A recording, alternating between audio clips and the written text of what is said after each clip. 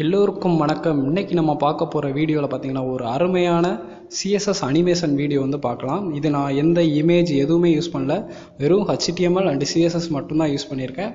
And இது வரைக்கும் நம்ம சேனலை சப்ஸ்கிரைப் பண்ணாதவங்க மறக்காமல் சப்ஸ்கிரைப் பண்ணுங்கள். வாங்க வீடியோக்குள்ளே போகலாம்.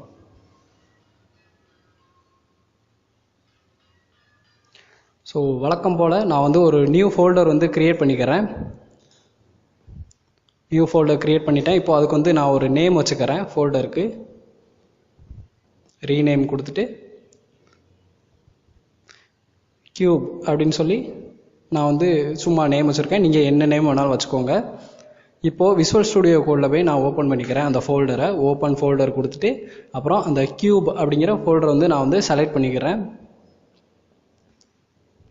இப்போ பாருங்கள், எனக்கு அந்த ஃபோல்டர் வந்து என்னோட விசுவல் ஸ்டுடியோ கோடில் வந்து ஓப்பன் ஆயிடுச்சு. நெக்ஸ்ட் எனக்கு வந்து ரெண்டு ஃபைல் தேவை. ஒன்று HTML ஃபைல், இன்னொன்று CSS file. So HTML ஃபைலுக்காக index.html அப்படின்னு சொல்லி நேம் வச்சுக்கிறேன். அது மாதிரி CSS ஃபைலுக்காக style.css அப்படின்னு சொல்லி நேம் வச்சுக்கிறேன். இப்போ எனக்கு ரெண்டு ஃபைல் வந்து கிரியேட் ஆயிடுச்சு, HTML CSS. ஸோ HTML போயிட்டு எக்ஸ்க்ளமேட்டரி அமைக்கி என்டர் தட்டினீங்கன்னா உங்களுக்கு டிஃபால்ட்டாக உள்ள HTML டேக்ஸ் எல்லாமே வந்து உங்களுக்கு டிஸ்பிளே ஆகும். நான் ஃபஸ்ட்டு அந்த டைட்டிலை மட்டும் சேஞ்ச் பண்ணிக்கிறேன். ஸோ 3D கியூப் அப்படின்னு சொல்லி நானாக வச்சுக்கிறேன். இது வந்து டைட்டில் பாரில் டிஸ்பிளே ஆகும். இப்போ பாருங்கள், அது ஒர்க் ஆகுதா அப்படின்னு சொல்லி செக் பண்ணிக்கிறேன். ஸோ அந்த ஃபோல்டரில் போயிட்டு அந்த HTML ஃபைலை வந்து நான் வந்து க்ரோம் ப்ரௌசரில் ரன் பண்ணுறேன். பாருங்கள், எனக்கு 3D கியூப் அப்படிங்கிற டைட்டில் மட்டும் டிஸ்பிளே ஆகுது. அப்போது நம்மளுக்கு வந்து HTML வந்து ஒர்க் ஆகுது. நெக்ஸ்ட் அந்த CSS ஃபைலை HTML ஃபைலோட லிங்க் பண்ண போகிறேன். ஸோ லிங்க் டேக் யூஸ் பண்ணி ரிலேட்டட் டு ஸ்டைல் ஷீட் அப்புறம் href அப்படின்னு போட்டுட்டு அந்த ஃபைல் நேம் வந்து போட்டுறணும். ஸோ style.css அப்படின்னு சொல்லி ஃபைல் நேமை போடுறேன். இந்த ஒரு லைன் பார்த்தீங்கன்னா அந்த CSS ஃபைலை வந்து நம்ம HTML ஃபைலோட லிங்க் பண்ணிக்கலாம். ஸோ பாடி அப்படிங்கிற அந்த டேக்குக்குள்ளே தான் நம்ம எல்லாமே வெப்சைட்டுக்கான கோடு எல்லாமே பண்ணணும். ஸோ பாடி டேக்குக்குள்ளே போயிட்டு நான் வந்து ஒரு டிவிஷன் ஃபஸ்ட்டு பிரிச்சுக்கிறேன். இந்த டிவிஷன் வந்து ஒரு கிளாஸ் நேம் கொடுத்துக்கிறேன், கண்டெய்னர் அப்படின்னு சொல்லி. நீங்கள் என்ன வேணாலும் நேம் கொடுத்துக்கோங்க. ஸோ இந்த கண்டெய்னர் கிளாஸ்க்குள்ளே தான் நான் எல்லா செக்ஷன் எல்லாமே பண்ண போகிறேன். ஸோ ஃபஸ்ட்டு இதுக்குள்ளே நான் இன்னொரு டிவிஷன் வந்து பிரிக்க போகிறேன். ஸோ டிவிஷன் பிரிச்சுட்டு அதோட கிளாஸ் நேம் வந்து போர்டு அப்படின்னு சொல்லி வச்சுக்கிறேன். அதாவது செஸ் போர்டு மாதிரி இருந்துச்சு பார்த்தீங்களா, அதுக்காக போர்டு அப்படின்னு சொல்லி வச்சுக்கிறேன். ஸோ இப்போ வந்து நம்ம ஸ்டைலிங் பண்ணலாம். ஒவ்வொரு இதுக்காக நம்ம வந்து ஸ்டைலிங் பண்ணலாம். ஸோ CSSல போயிட்டு ஃபஸ்ட்டு ஸ்டார் டேக்கை வந்து நான் வந்து போட்டுக்கிறேன். ஸ்டாருங்கிறது எல்லா டேக்கையும் குறிக்கும், HTML பாடி ஹெட்டு எல்லாத்தையும் குறிக்கும். அதனால் ஸ்டாருன்னு போட்டு மார்ஜின் 0 பேடிங் 0 அப்படின்னு சொல்லி போட்டேன்னா டிஃபால்ட்டாக உள்ள அந்த மார்ஜின் பேடிங் எல்லாமே போயிடும். So box sizing border box அப்படின்னு சொல்லி கொடுத்தேன்னா கரெக்டாக எனக்கு வந்து எல்லாமே வந்து ஃபிக்ஸ் ஆயிரும். நெக்ஸ்ட்டு பார்த்தீங்கன்னா அந்த பாடி அப்படிங்கிற டேக் பார்த்தீங்களா, நம்ம வந்து ஒவ்வொன்றா வந்து ஸ்டைலிங் பண்ணலாம். ஸோ ஃபஸ்ட்டு வந்து இந்த பாடி அப்படிங்கிறத பண்ணலாம், நெக்ஸ்ட்டு இந்த கிளாஸ்க்கு பண்ணலாம், அடுத்து இந்த கிளாஸ் ஒவ்வொன்றா நம்ம வந்து போகலாம். ஸோ ஃபஸ்ட் வந்து பாடி டேக்கை வந்து நான் வந்து பேஸ்ட் பண்ணிக்கிறேன். இதுக்கு வந்து என்ன பண்ணால் நான் வந்து ஜஸ்ட் பேக்ரவுண்ட் கலரை மட்டும் கருப்பாக மாற்றிக்கிறேன். ஸோ பேக்ரவுண்ட் கலர் வந்து 000 அப்படின்னு போட்டேன்னா எனக்கு வந்து பிளாக் கலரில் மாறிடும். இப்போது பிளாக் கலரில் மாறிடுச்சு. அப்போ என்னோட CSS வந்து ஒர்க் ஆகுதுன்னு தெரியுது. நெக்ஸ்ட் பாருங்கள், நான் சொன்ன மாதிரி அடுத்த பாடி வந்து முடிச்சாச்சு. இப்போது இந்த கிளாஸ்க்காண்டி நம்ம ஸ்டைல் பண்ணலாம். ஸோ கண்டெய்னர் அப்படிங்கிற கிளாஸ் இருக்கா, ஸோ கிளாஸ்னால ஒரு புள்ளி வச்சுட்டு அந்த கண்டெய்னர் அப்படிங்கிற கீவேர்டை வந்து போட்டுக்கிறேன். அதாவது டேக் நேம் வந்து கிளாஸ் நேம் வந்து போட்டுக்கிறேன். ஸோ வித்து வந்து எனக்கு ஃபுல் வித்து வேணும், அது மாதிரி ஹைட் வந்து ஃபுல் ஹைட் வேணும். ஸோ 100% 100 VHனா வியூ போர்ட் ஹைட் அப்படின்னு சொல்லுவாங்க. அது வந்து ஃபுல் டிஸ்பிளே வந்து எடுத்துக்கணும். ஸோ இது வந்து உங்களுக்கு தெரியலைன்னா ஜஸ்ட் அந்த பேக்ரவுண்ட் கலர் வந்து நான் வந்து உங்களுக்கு சேஞ்ச் பண்ணி காட்டுறேன். ஸோ ரெட்டுன்னு கொடுத்தேன்னு வச்சுக்கோங்களேன், பார்த்தீங்களா எனக்கு ஃபுல் டிஸ்பிளே எல்லாமே எனக்கு வந்து ரெட் கலரில் மாறிடும். அப்போது கண்டெய்னர் வந்து எனக்கு ஃபுல் வித்து ஹைட் வந்து ஆக்குபை ஆயிடுச்சு அப்படின்னு சொல்லி தெரியுது. அண்ட் ஓவர்ஃப்ளோ வந்து ஹிடன் அப்படின்னு சொல்லி கொடுத்துக்கிறேன். சப்போஸ் எதுவும் ஒரு இமேஜ் ஏதாவது ஆட் பண்ணிங்கன்னா அது இந்த ஸ்க்ரீனை விட பெருசாக இருந்துச்சுன்னா அதுக்கு ஸ்க்ரோல் ஆகாது, அதுக்குள்ளே தான் இருக்கும், அந்த 100%க்குள்ளே தான் இருக்கும். நெக்ஸ்ட் பொசிஷன் வந்து ரிலேட்டிவ்னா இந்த பிளாக் கலர் வந்து நீங்கள் வந்து சொவர் மாதிரி நினச்சிக்கோங்க. ரிலேட்டிவ்ங்கிறது சொவர் மாதிரி, அது மேலே எதுவும் போஸ்டர் ஒட்டணும்னா அது வந்து அப்சல்யூட் அப்படின்னு சொல்லி வச்சுக்கணும்.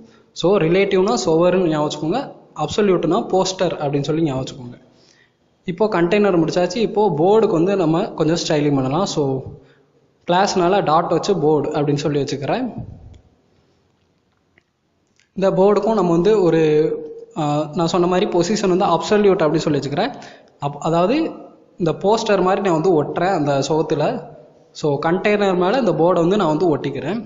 நெக்ஸ்ட் லெஃப்ட் வந்து ஒரு 50% கொடுத்துக்கிறேன். அது மாதிரி டாப்லையும் சேம் 50% அப்படின்னு சொல்லி கொடுத்துக்கிறேன்.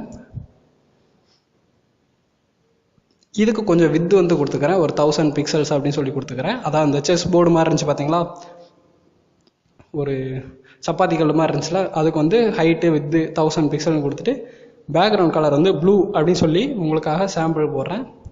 பாருங்கள், லெஃப்ட்டு 50%, டாப் 50% கொடுக்கும்போது எங்கேயோ போய் உட்காந்துருச்சு. ஸோ அதை வந்து நம்ம அட்ஜஸ்ட் பண்ணலாம்.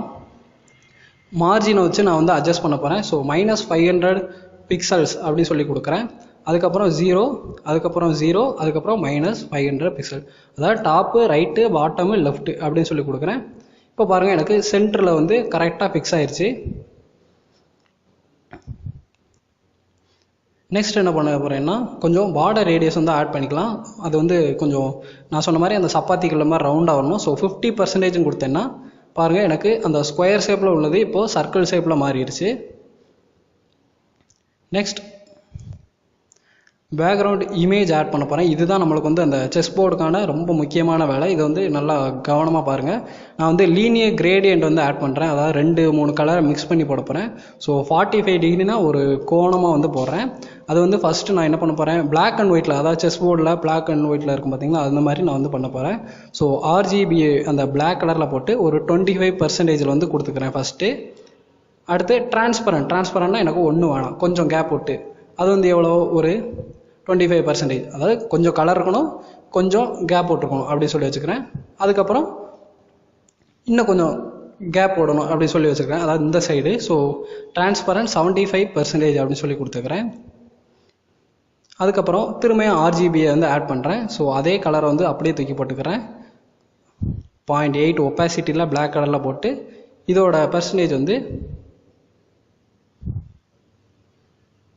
75% அப்படி சொல்லி கொடுத்துக்கிறேன். அதாவது பிளாக்கையும் அந்த டிரான்ஸ்பரண்ட் கலரையும் நான் மாற்றி போட்டுக்கிறேன். ஸோ மறுபடியும் ஒரு 0.8 அப்படிங்கிற ஒப்பாசிட்டியில் வந்து ஒரு பிளாக் கலர் வந்து ஆட் பண்ணுறேன். ஸோ லீனியர் கிரேடியன்ட்டில் நான் வந்து 2 கலர் மிக்ஸ் பண்ணணும்னு சொன்னேன். ஸோ ஃபஸ்ட்டு லீனியர் கிரேடியன்ட் வந்து முடிச்சாச்சு. அதாவது இது வந்து ஹரிசாண்டலாக போகும், ஒன்று வெர்டிக்கலாக வேணும் பார்த்தீங்களா. அதாவது செஸ் போர்டுனா 2 சைடுமே என்ன சொல்ல, ஹரிசாண்டலாகவும் வெள்ளை கருப்பு இருக்கும், வெர்டிக்கலாகவும் வெள்ளை கருப்பு இருக்கும். ஸோ அதை வந்து அப்படியே காப்பி பண்ணி இன்னொருக்கா பேஸ்ட் பண்ணிக்கிறேன். ஜஸ்ட் அந்த கடைசி கம்மா மட்டும் ஆட் பண்ணி அதை அப்படியே காப்பி பண்ணி பேஸ்ட் பண்ணிக்கிறேன். ஸோ இங்கே 45 டிகிரின்னு இருக்கா, அதை மட்டும் நான் இங்கே என்ன பண்ண போகிறேன், ரிவர்ஸில் போடுறதுனால -45 டிகிரின்னு போட்டுக்கிறேன். அவ்வளோதான், வேறு எந்த சேஞ்சஸும் பண்ணலை.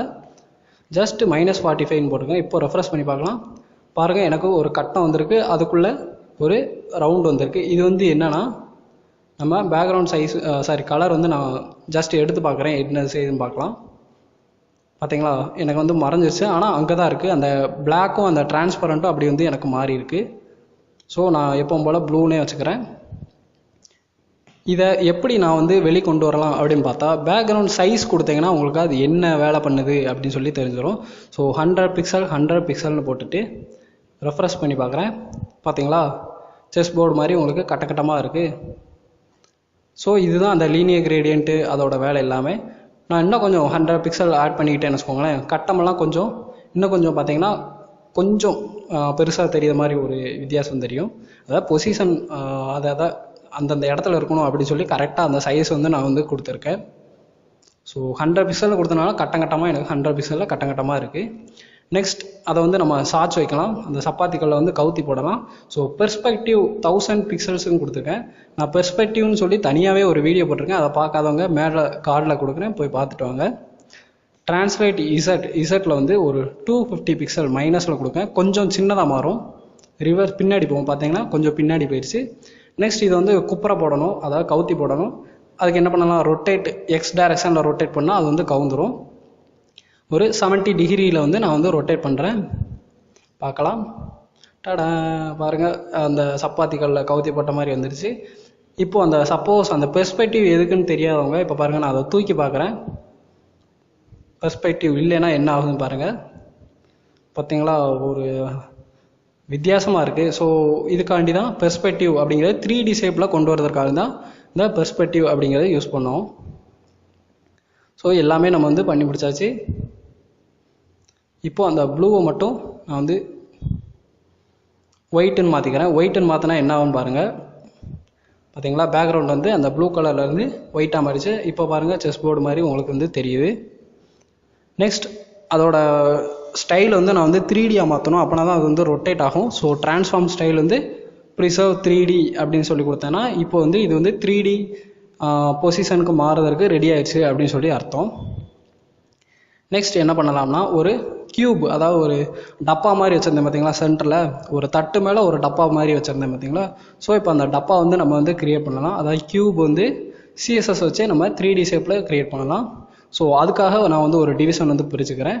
அதோட கிளாஸ் வந்து கியூப் அப்படின்னு சொல்லி வச்சுக்கிறேன்.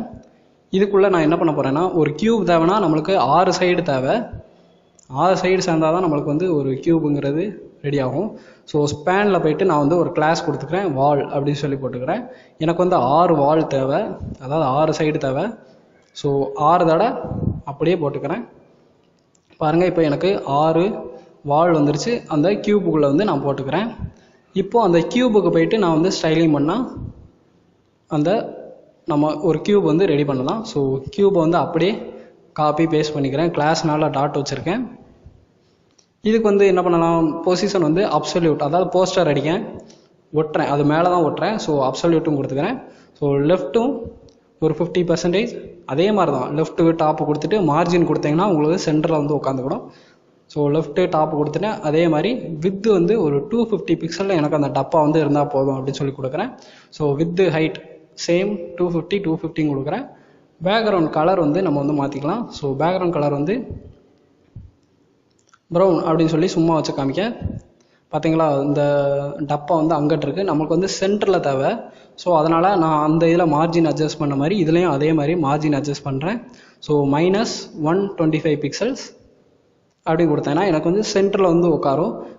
சில சமயம் சுத்தம் போது எனக்கு வந்து கொஞ்சம் விலகி போனால் போகும். அதனால் 0 கொடுத்துட்டு டாப், ரைட், பாட்டம், அப்புறம் லெஃப்ட் அப்படின்னு சொல்லி 4 வேல்யூவாக வந்து கொடுத்துருக்கேன்.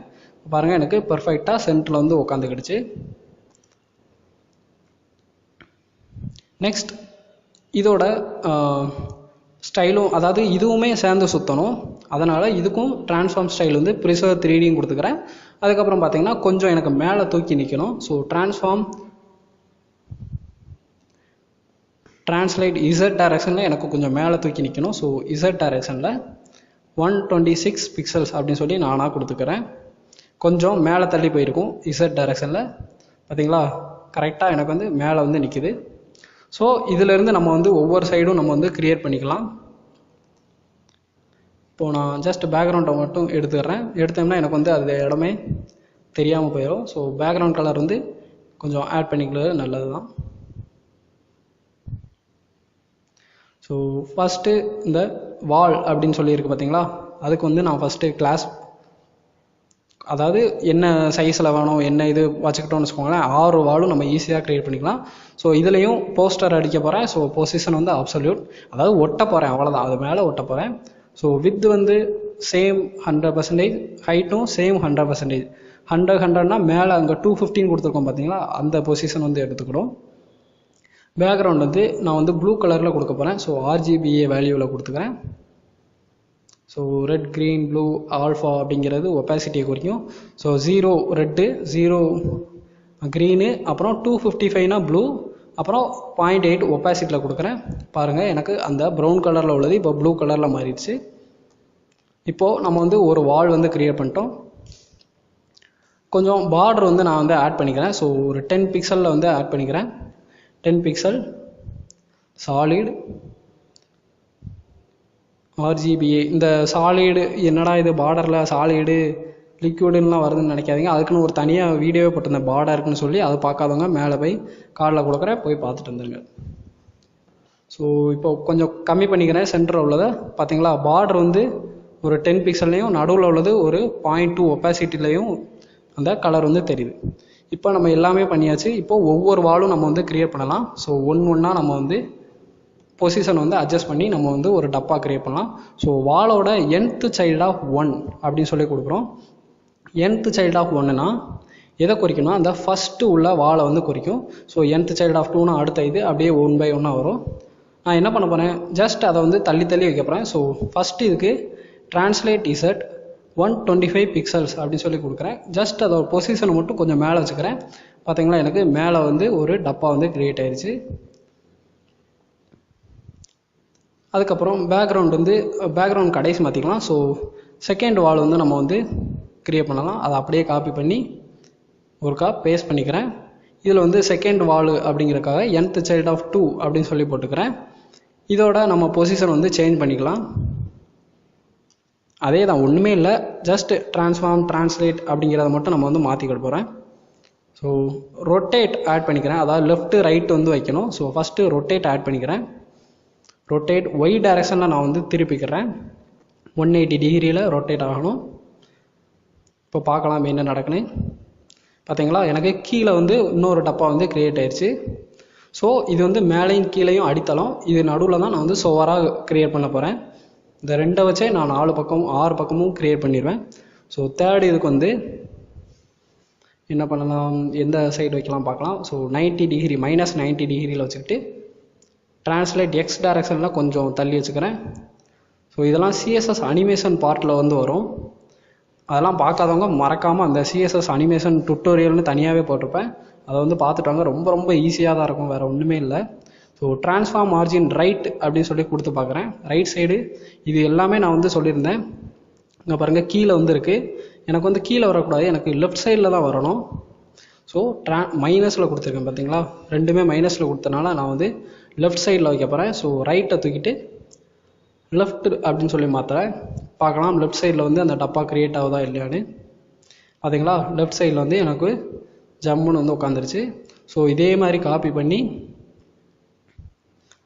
இன்னொருக்கா பேஸ்ட் பண்ணிக்கிறேன். ஸோ ஃபோர்த்து சைல்டு வந்து பார்க்கலாம். இது என்ன, அதே மாதிரி ரைட் சைடில் வைக்க போகிறேன்.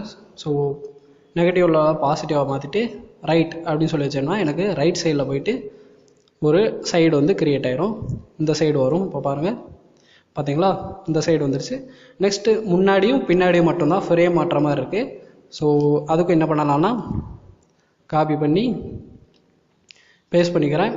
2 தடவை பேஸ்ட் பண்ணிட்டு இது வந்து 5th child, இது வந்து 6th child, அதாவது கடைசி வால் அப்படின்னு சொல்லி வச்சுக்கிறேன். இதுக்கு எனக்கு அந்த ட்ரான்ஸ்ஃபார்ம் மார்ஜின் தேவையில்லை, இதுக்கும் தேவையில்லை, ஏன்னா முன்னாடி பின்னாடி மட்டும்தானே இருக்குது. அதனால் நம்மளுக்கு வந்து தேவையில்லை. எக்ஸ்ன்னு மாற்றிக்கிறேன். எக்ஸ் டைரக்ஷனில் ரொட்டேட் ஆகணும் -90 டிகிரியில். அப்புறம் இது வந்து இசட் அப்படின்னு சொல்லி மாற்றிக்கிறேன். இப்போ பாருங்கள், பார்த்தீங்களா, எனக்கு முன்னாடி வந்து ஒரு டப்பா வந்து கிரியேட் ஆகிடுச்சு. எனக்கு பின்னாடி வைக்கணும், அதனால் மைனஸில் போட்டேன்னா ஆட்டோமேட்டிக்காக பின்னாடி போயிடும். பாருங்கள், பின்னாடி வந்து ஒட்டிக்கிடுச்சு. அண்ட் லாஸ்ட்டாக கடைசியாக முன்னாடி உள்ளது மட்டும் இருக்குது. இதுக்கு என்ன பண்ணலாம்னா ரொட்டேட் எக்ஸ்ன்னு போட்டுட்டு அதே -90 டிகிரியில் போட்டுட்டு இங்கேயும் அதே இசட் அப்படின்னு சொல்லி மாற்றிட்டேன்னா எனக்கு எல்லா பக்கமும் டப்பா வந்து கிரியேட் ஆயிரும். பார்த்தீங்களா, எனக்கு இப்போ ஒரு டப்பா வந்து அழகாக சென்டரில் வந்து உட்கார வச்சாச்சு. அதாவது தட்டு மேலே ஒரு டப்பா வச்ச மாதிரி இருக்குது. ஸோ எல்லாமே பண்ணியாச்சு. இப்போ வந்து நம்ம ராட்டினை விடலாம், அதை சுத்த விடலாம். ஸோ அதுக்கு முன்னாடி நான் என்ன பண்ண போகிறேன்னா கொஞ்சம் கலர் வந்து ஆட் பண்ணிக்கிறேன். அதாவது இது எப்படி ஆட் பண்ண போகிறேன்னா, அந்த லீனியர் கிரேடியன்ட் இருக்குது பார்த்தீங்களா, 2 லீனியர் கிரேடியன்ட் கொடுத்தோம். அதோட கடைசி போய் ஒரு கமா போட்டுட்டு நான் ரேடியல் கிரேடியன்ட் வந்து ஆட் பண்ணுறேன். ரேடியல் கிரேடியன்ட்னா ஒன்றும் இல்லை, அதே மாதிரி தான் 2 கலர் மிக்ஸ் பண்ணி இது வந்து சர்க்கிள் ஷேப்பில் வரும், அதுக்காண்டி தான். ஸோ சர்க்கிள்னு போட்டு RGBA வேல்யூ வந்து ஆட் பண்ணிக்கிறேன். ஸோ இதுக்கு கொஞ்சம் ப்ளூ கலர் வந்து போட்டுக்கிறேன். 025 253 அப்படின்னு சொல்லி போட்டால் ஒரு ப்ளூ கலரில் வருது. இப்போது கொஞ்சம் டிரான்ஸ்பரண்ட் ஆட் பண்ணிக்கிறேன். டிரான்ஸ்பரண்ட் அப்படின்னு சொல்லி போட்டுட்டு ரெஃப்ரெஷ் பண்ணி பார்க்குறேன்.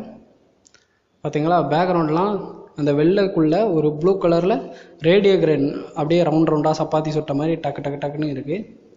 இப்போது நான் அந்த ஒயிட்டை தூக்கி காமிச்சாலும் எனக்கு அந்த ப்ளூ தான் ஆக்குபை ஆகும். பாருங்கள், ஃபுல்லாக எனக்கு வந்து கட்டமாக இருக்குது.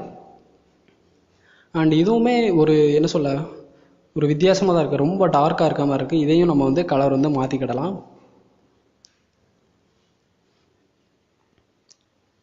அதுக்கு என்ன பண்ணலாம் அப்படின்னு சொல்லி பார்த்தீங்கன்னா, அந்த ஃபஸ்ட்டு நான் வந்து அனிமேஷன் வந்து ஆட் பண்ணிக்கிறேன். நம்ம வந்து கடைசி வந்து கலரை சேஞ்ச் பண்ணிக்கலாம். ஸோ அனிமேஷன் ஆட் பண்ணிக்கிறேன். ஸோ ரொட்டேட் அப்படின்னு சொல்லி நேம் வச்சுக்கிட்டு 10 செகண்ட் 10 செகண்ட் சுற்றணும், லீனியராக போகணும், அண்ட் இன்ஃபைனைட் சுற்றிக்கிட்டே இருக்கணும் அப்படின்னு சொல்லி வச்சுக்கிறேன். ஸோ அனிமேஷன் கால் பண்ணுறதுக்காக அட் கீ ஃப்ரேம்ஸ் அப்படிங்கிறத யூஸ் பண்ணுவோம். இது எல்லாமே நான் வந்து செப்பரேட்டாக சிஎஸ்எஸ் அனிமேஷன் ஃபுல் கோர்ஸ் அப்படின்னு சொல்லி போட்டிருக்கேன். அது வந்து பாருங்கள். அதுவும் இல்லாமல் எல்லா வீடியோவுமே இங்கிலீஷ் தமிழ் ரெண்டுலேயும் போட்டிருப்பேன். ஏன்னா வடக்கன்ஸ் வந்து நிறையா இருக்காங்க, அதனால் இங்கிலீஷும் கேட்குறாங்க, அதனால் இங்கிலீஷையும் போட்டுட்டு தமிழையும் போட்டுக்கிட்டு இருக்கேன். ஸோ எதுவும் குழப்பிக்கிட வேணாம். இதில் பாருங்கள், நான் வந்து டிரான்ஸ்ஃபார்ம் பெர்ஸ்பெக்டிவ் 1000 பிக்சல்னு கொடுத்துக்கிறேன். பார்த்தீங்களா, 10 பிக்சல், அதாவது 10 செகண்டில் வந்து இந்த டைரக்ஷனில் சுற்றுது. நம்மளுக்கு வந்து இப்படி சுற்றக்கூடாது, ரவுண்டாக சுற்றும், அதாவது எக்ஸ் டைரக்ஷனில் சுற்றணும். ஸோ பெர்ஸ்பெக்டிவ் கொடுத்துட்டேன். அதுக்கப்புறம் கொஞ்சம் டிரான்ஸ்லேட் பண்ணிக்கிறேன், அதாவது கொஞ்சம் குட்டியாக மாற்றிக்கிறேன். -250 பிக்சல்னு கொடுத்தேன்னா பார்த்தீங்களா கொஞ்சம் உள்ளே தள்ளி போயிடுச்சு. அண்டு பாருங்கள், பார்க்கும் போதே ஒரு 3D எஃபெக்டில் அப்படியே ஜம்முன்னு வந்து இறங்க மாதிரி இருக்குது. அந்த க்யூபும் சேர்ந்து ஒட்டிக்கிட்டுறதுனா இதில் வந்து ஒரு ஸ்பெஷலு. இதை பண்ணுறதுக்கே மண்டை காஞ்சிருச்சு எனக்கு. ஸோ நீங்களும் கொஞ்சம் பொறுமையாக ட்ரை பண்ணி பாருங்கள். அண்ட் ரொட்டேட் எக்ஸ் வந்து 70 டிகிரியில் வந்து ரொட்டேட் பண்ணுறேன். ஏன்னா அது வந்து 70 டிகிரியில் தான் எனக்கு வந்து ஸ்டார்டிங்கில் இருந்துச்சு. ஸோ அதனால் அப்படியே எனக்கு அந்த பொசிஷன்லேயே எனக்கு வந்து இருக்கணும் அப்படின்னு சொல்லி வச்சுக்கிறேன். அண்ட் ரொட்டேட் வந்து எனக்கு வந்து சுற்றவே கூடாது, ஸ்டார்டிங்கில் வந்து எனக்கு சுற்றவே கூடாது, அதனால் 0 அப்படின்னு சொல்லி போட்டு முடிச்சிட்டேன். ஸோ ஃப்ரம்மில் வந்து எனக்கு எந்த வேலையும் பண்ணக்கூடாது, அப்படியே கல் மாதிரி இருக்கணும். அண்ட் டூவில் தான் எனக்கு எல்லா வேலையுமே பார்க்கணும். ஸோ ஃப்ரம்மை தூக்கி அப்படியே டூன்னு மாற்றிக்கிறேன். இதில் நீங்கள் பெர்சன்டேஜ் கூட ஆட் பண்ணிக்கலாம். நான் வந்து ஃப்ரம் 2னே போட்டுக்கிறேன். இதில் என்ன பண்ண போகிறேன்னா ஜஸ்ட் ரொட்டேட் மட்டும் பண்ணால் போதும். ஸோ 360 டிகிரி ஒரு ஃபுல் ரொட்டேட் வந்து பண்ணால் போதும் அப்படின்னு சொல்லி இப்போ பார்க்கலாம். பாருங்க, பார்க்கவே ரொம்ப நல்லா இருக்கு. ஏதோ இது எப்படி சொல்ல, ஏதோ சக்கரத்தை தூக்கி சுற்றுற மாதிரி ஒரு எஃபெக்ட் வந்து தெரியுது. அண்ட் 3D அந்த கியூப் தான் வேறு லெவலாக இருக்குது பார்க்கவே. அதுக்கப்புறம் பேக்ரவுண்ட் வந்து நான் வந்து அந்த ஃபஸ்ட்டு சைல்டு, அதாவது மேலே உள்ளதை டிரான்ஸ்பரண்ட் மாற்றிக்கிறேன். மேலே பார்த்தீங்கன்னா ப்ளூ கலரில் இருக்குது. இப்போ பாருங்கள், டிரான்ஸ்பரண்ட் கொடுத்தோடனே ஒரு ஓட்டை விழுந்துச்சு, கருப்பு கலரில் இருக்குது. ஸோ ஒரு குப்பை தொட்டி மாதிரி, என்னமோ ஒரு டப்பா மாதிரி வச்ச மாதிரி இருக்குது. அண்ட் பார்க்கவே நல்லாயிருக்கு. இப்போது பார்டரை நான் வந்து சேஞ்ச் பண்ணி பார்க்குறேன். பார்த்தீங்களா, இதுதான் அந்த பார்டரோட வேல்யூ. தகர டப்பா மாதிரி இருக்குது. ஸோ இது வந்து நம்மளுக்கு தேவையில்லை. நான் 10 அப்படி சொல்லி வச்சுக்கிறேன். நீங்கள் கலரை வந்து சேஞ்ச் பண்ணனா பண்ணிக்கோங்க. அதுக்கப்புறம் என்ன பண்ணலாம், நம்ம கை வேறு சும்மா இருக்காது.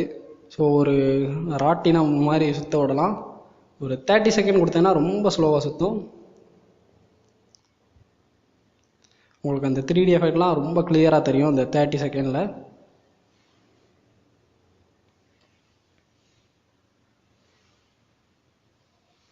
இது வந்து நீங்கள் உங்கள் வெப்சைட்டுங்கெலாம் யூஸ் பண்ணிங்கன்னா ரொம்பவே நல்லாயிருக்கும். அதாவது ஸ்டார்டிங்கில் சுற்ற விடுற மாதிரி இருந்துச்சுன்னா ரொம்ப நல்லாயிருக்கும்.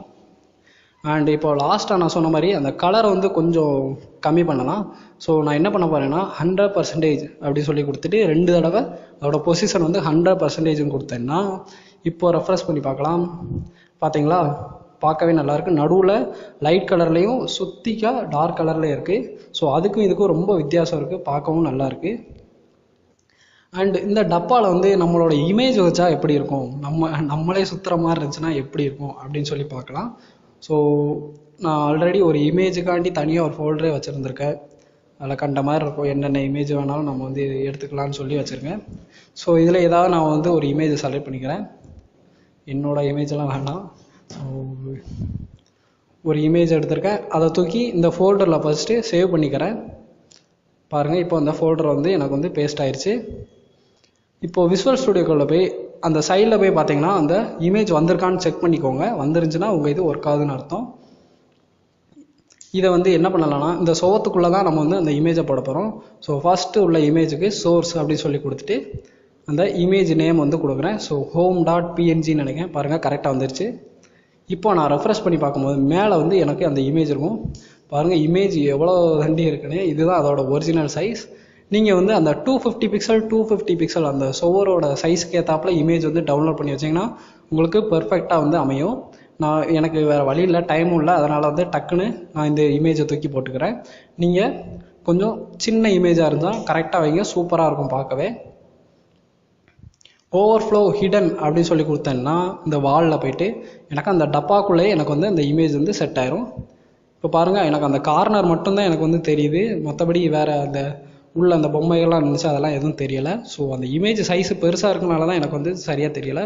இப்போது 4 தடவை போட்டிருக்கேன் பாருங்கள். இதுவும் பார்க்க நல்லா தான் இருக்குது, ஏதோ வெள்ளை கலரில் ஒரு டப்பா மாதிரி பார்க்கவே நல்லாயிருக்கு, லைட்டு போட்ட மாதிரி இருக்குது. ஸோ நான் 6 பக்கமும் போட்டு பார்க்கேன் வெள்ளை கலர் டப்பா இருந்தால் எப்படி இருக்கும் அப்படின்னு சொல்லி. ஏதோ நடுவில் ஒரு டியூப் லைட்டை உள்ளே சொருவிட்டு லைட் எரிய வச்ச மாதிரி இருந்துச்சு, பார்க்க இதுவும் நல்லா தான் இருக்குது. ஸோ இப்படியும் நீங்கள் வந்து இமேஜை வந்து ஆட் பண்ணிக்கலாம் அப்படின்னு சொல்லி தான் நான் வந்து போட்டிருக்கேன். இப்போ ரெஃப்ரெஷ் பண்ணலாம் பாருங்கள், இதுதான் ஒரிஜினல் டப்பா. அண்ட் இது நீங்களும் ட்ரை பண்ணி பாருங்கள். அண்டு கடைசியுமா நம்ம கை சும்மா இருக்காதா, ஸோ எதாவது பண்ணலாமா, வாங்க ராட்டினம் ஓடலாம். ஸோ 30 செகண்டை 3 செகண்ட் ஓடலாம். கண்ணை முடிக்கவங்க, கிரு கிரு கிரு கிருன்னு நல்லா சுற்றுது. அண்டு குட்டியாக மாற்ற இன்னும் பார்க்க நல்லா இருக்கு. ஸோ போதும், சுத்த விட்டது போதும், 30 செகண்டே வச்சுக்கிறேன். பாருங்கள், குட்டியாக மாற்ற இன்னும் பார்க்க ரொம்பவே சூப்பராக இருக்குது.